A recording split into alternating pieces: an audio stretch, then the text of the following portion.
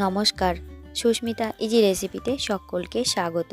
আজকে আমার রেসিপি হচ্ছে কৃষ্ণনগরে বিখ্যাত সরভাজা।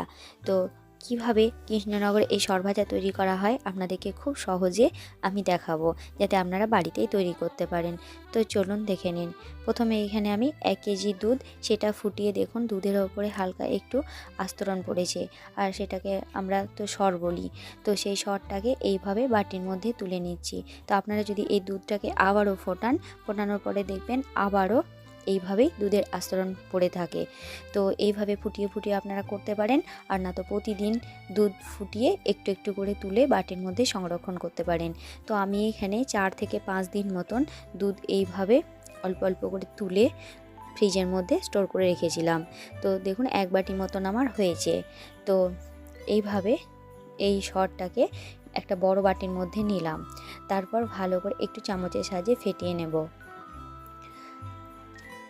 তারপর ফেটিয়ে নেওয়ার পর এর মধ্যে আর কি কি দিচ্ছি সেগুলো আপনারা দেখে নিন।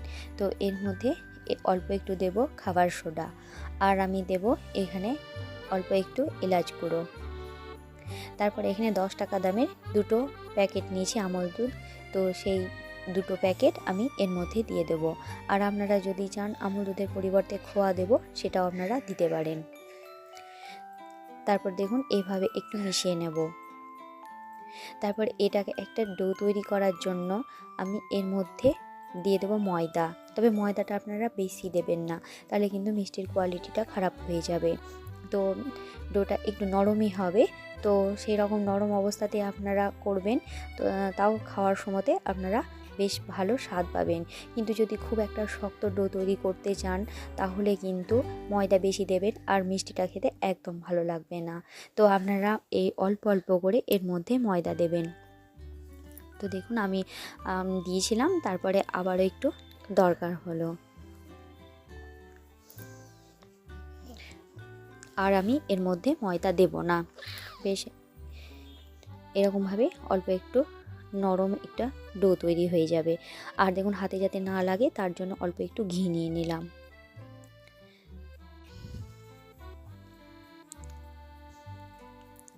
তারপরে এবার একটা চারকোনা প্লেট নেব, আর সেই প্লেটে আমি একটা বাটার পেপার নিয়ে নেব।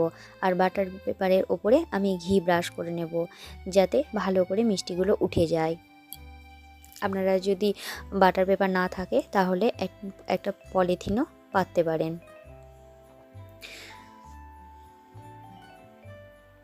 তারপর দেখুন আমার চারিদিকে ঘি লাগানো হয়ে গেল। এবার যে মিষ্টির ডোটা তৈরি করেছিলাম সেই ডোটা এর মধ্যে দেবো, যে চারিদিকে হাতের সাহায্যে ছড়িয়ে ছড়িয়ে দেবো। তো এই মিষ্টিটা কিন্তু খুব পাতলা হবে না, পাতলা হলে কিন্তু তেলে ভালো করে ভাজা যাবে না। একটু যেন মোটা থাকে সেরকমভাবেই আমি চারিদিকে ছড়িয়ে দেবো।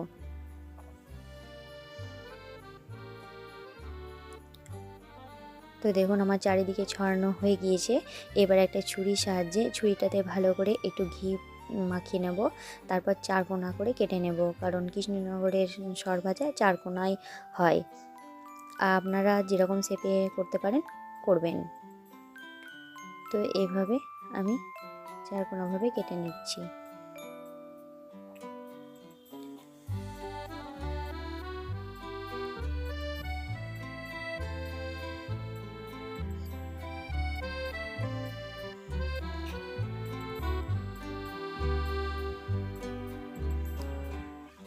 আর এই মিষ্টিটা এমনিতেই খুব নরম হয়, যেহেতু সর থাকে, তো সেই কারণে খুব নরম, তাই একটু সাবধানেই আপনাদেরকে করতে হবে। তো দেখুন আমার 4 কোনা করে কাটা হয়ে গিয়েছে। তো সাইডেরগুলো দেখুন 4 কোনা নয়, তো সেই জন্যে সাইডগুলো আমি 4 কোনার মতন শেপ দিয়ে নেব হাতে করে।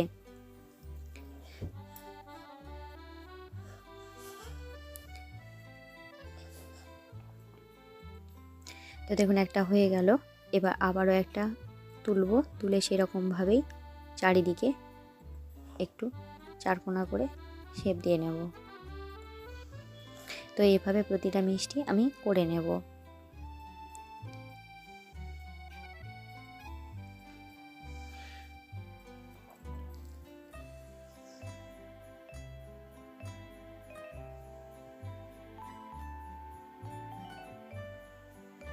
তো আমার মোটামুটি সবগুলো হয়ে গিয়েছে।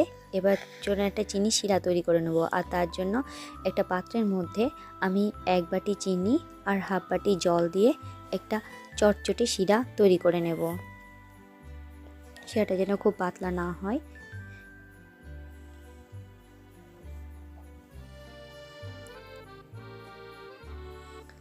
তারপর দেখুন আমার শিরাটা রেডি হয়ে গিয়েছে। এবার মিষ্টিগুলো ভেজে নেব। তো আমি এখানে সাদা তেল দিয়ে ভাজছি, আপনারা চাইলে ঘি দিয়েও ভাজতে পারেন, কিন্তু ঘি দিয়ে খেতে ভালো লাগবে, কিন্তু স্বাস্থ্যের পক্ষে হয়তো অনেকটাই ক্ষতিকর হবে। তো সেই কারণে আমি সাদা তেল দিয়েই ভেজে নিচ্ছি। তো অল্প আঁচে, একদম লো আঁচ দেবেন, না তো মিষ্টিগুলো কিন্তু পুড়ে যাবে, কারণ মিষ্টিগুলো এমনিতে খুব নরম হয়। আর দেখুন সাবধানে আপনারা এইভাবে উল্টে পাল্টে নেবেন, বেশি তাড়াহুড়ো করলে মিষ্টিগুলো কিন্তু ভেঙে যেতে পারে।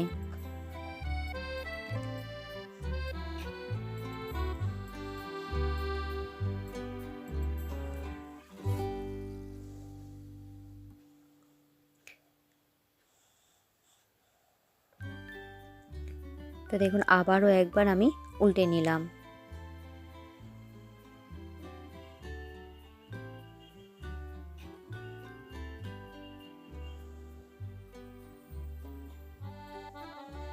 এবার কিছুক্ষণ হওয়ার পর আমি প্লেটে তুলে নেব।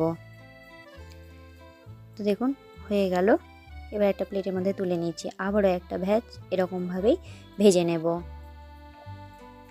দেখুন দেওয়ার সাথে সাথেই মিষ্টিগুলো এতটাই নরম যে মনে হচ্ছে যেন পুড়ে যাচ্ছে।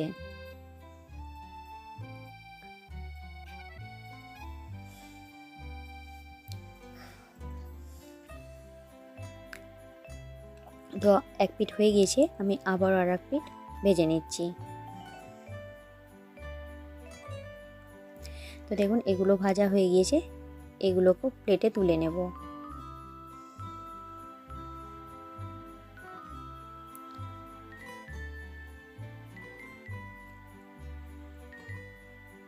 শেষে দেখুন আরও কিছুটা মিষ্টি বাকি ছিল, সেগুলো দিয়ে দিয়েছি।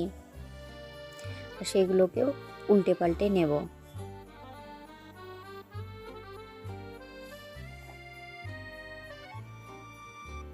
তারপরে এগুলোকেও প্লেটে তুলে নেব।